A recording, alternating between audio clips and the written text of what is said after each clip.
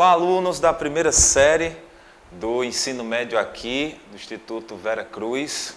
Nós estamos aqui para gravar mais uma aula para vocês. A nossa aula agora é dando continuidade aos assuntos em que nós estávamos vendo em sala. Lembrando que nós tivemos a oportunidade de estudar o que chamamos de filosofia pré-socrática, ou seja, o primeiro momento histórico da filosofia grega. E então vamos seguir para o segundo período, que é o chamado período da filosofia clássica, onde três personagens vão ganhar destaque durante esse período: Sócrates, Platão e Aristóteles.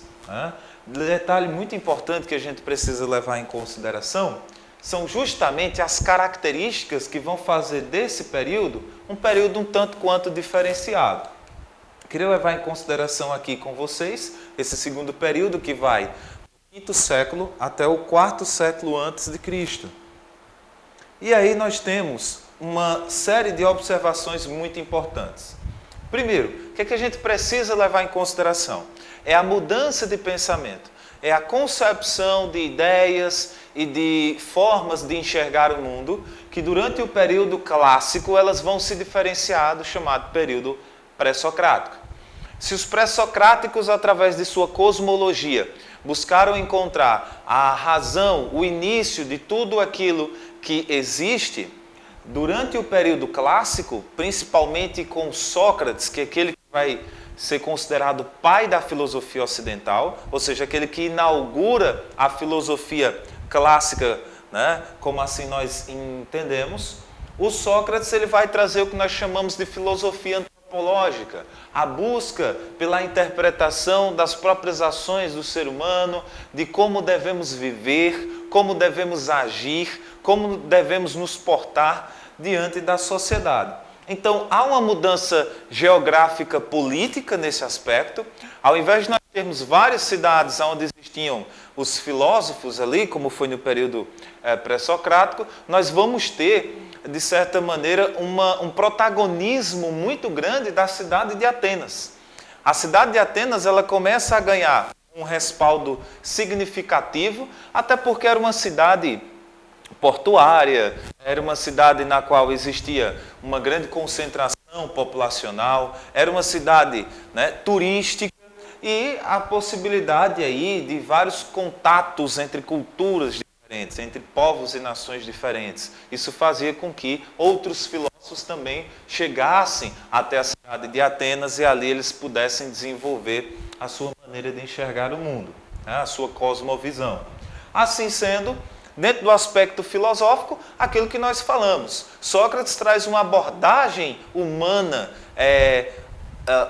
antropológica, né? Antropocêntrica. Sócrates ele traz a figura do homem como sendo peça principal nesse momento. As questões envolvendo as questões centrais voltadas para a ética, para a própria política, para a questão moral, a ideia de valores, né? Uma série de fatores que a gente vai aprofundar aos poucos aqui na nossa aula. Pois bem, figurinhas bastante conhecidas e figurinhas bastante questionadas durante o período socrático são os sofistas. Os sofistas, a exemplo aqui nós temos o pai dos sofistas, assim, né? O pai do sofisma, que é o Protágoras de Abdera. O Protágoras tem uma frase aqui muito clássica, onde ele vai dizer: o homem é a medida de todas as coisas. A questão é quem são, ou quem foram, na verdade, esses sofistas. Eles foram os chamados mestres da retórica, doutores do conhecimento, né? Doutores da oratória, grandes oradores, grandes pessoas capacitadas para os debates e tudo mais. Para deixar de uma maneira mais clara, esses sofistas, eles eram pessoas que tinham uma habilidade de argumentar muito grande. Seria a retórica. E a oratória deles, ou seja, a arte de falar em público. Eles falavam em público muito bem. Então, unia-se falar bem em público e uma boa capacidade de argumentação, de ideias, né, de organização de pensamento.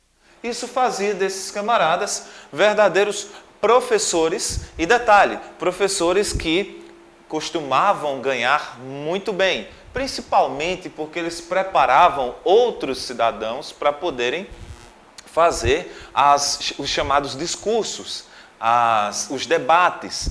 Deve-se lembrar que a cidade de Atenas existia um local chamado Ágora, que era uma espécie de praça central, aonde os debates eles aconteciam ali para que o povo pudesse ver. E o grego ele se via como um homem habilidoso, inteligente e capaz, todas as vezes em que ele conseguia ir a um debate, ele saía vitorioso. Ele conseguia apresentar muito bem a sua linha de argumentação. Pois bem, essas vitórias nos debates muitas vezes eram asseguradas justamente pela contribuição dos chamados sofistas, né?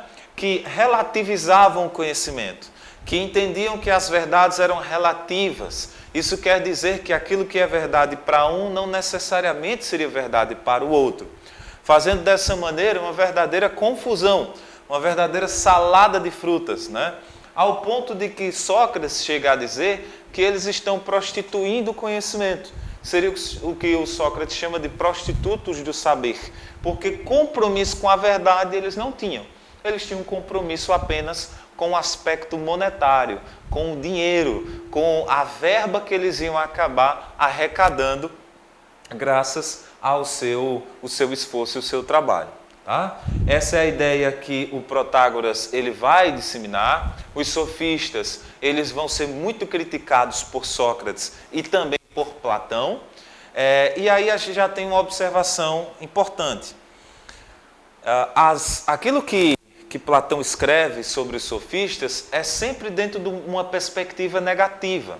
Então nós não temos escritores que vão fazer uma abordagem muito positiva, o que de certa maneira talvez seja uma comprovação de que, de fato, a atividade sofista ela era uma atividade não muito bem vista do ponto de vista ético, mas em contrapartida também pode significar que esses sofistas eles não foram mencionados positivamente justamente porque quem escreveu sobre eles e sobre sua atividade foram pessoas que não gostavam daquilo que era feito por eles, né? A relativização do conhecimento. Para o pensamento sofista, qualquer ideia, por mais esdrúxula que for, qualquer ideia, por mais equivocada que pareça ser, ela pode sim acabar se tornando uma verdade desde que haja capacidade de argumentação. Tá? Pois bem, meus queridos, nós vamos encerrando por aqui essa nossa primeira parte da aula sobre Sócrates. Vocês aguardem aí a próxima aula onde nós vamos dar continuidade ao nosso assunto. Forte abraço e até a próxima.